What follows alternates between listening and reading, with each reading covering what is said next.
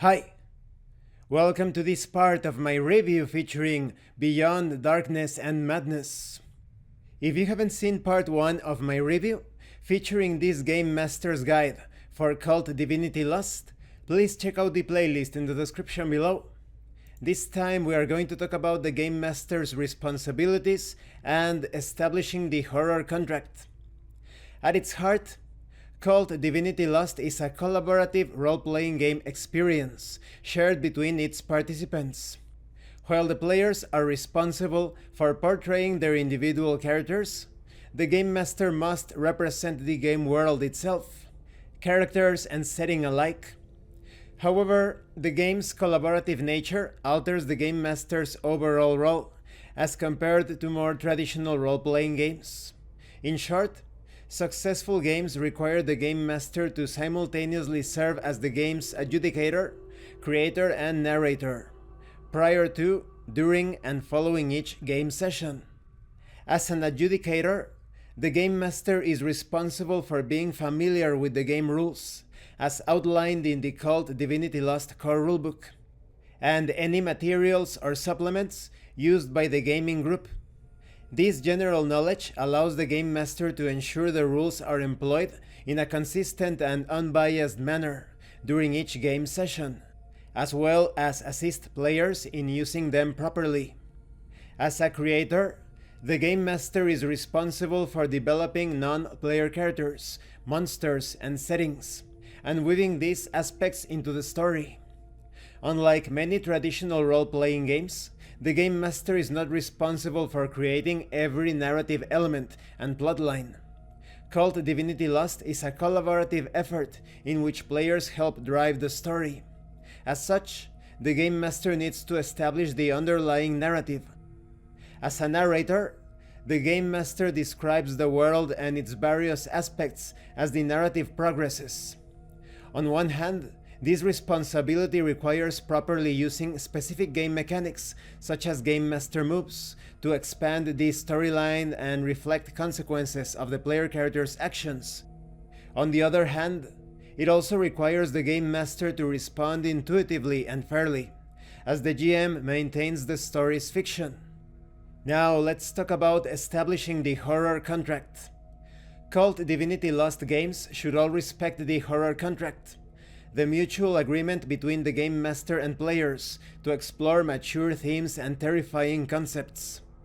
Being scared can be fun, thrilling, and even cathartic for the players. Although these responsibilities can be achieved through common sense practices, outlining the boundaries prior to gameplay and using various techniques are also helpful. This is the very essence of the horror contract, which provides the Game Master and players the proper framework for exploring the nightmarish world of Kult Divinity Lost. The horror contract is quite easy to understand.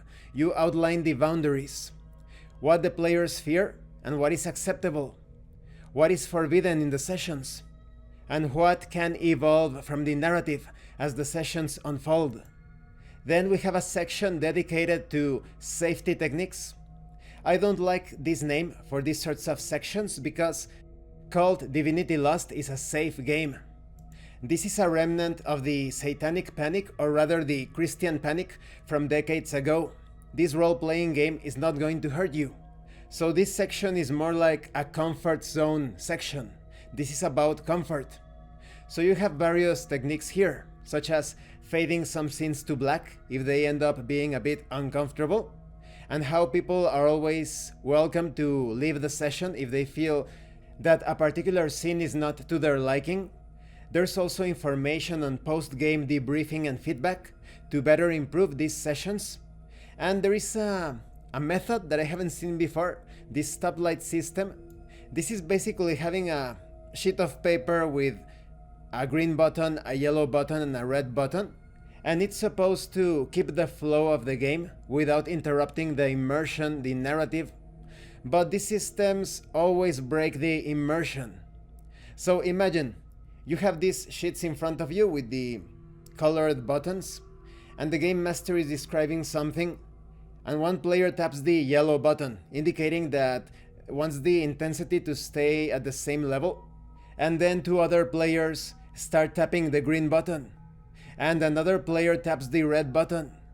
So priority is going to be given to the player that taps the red button because that player's intensity tolerance is lower.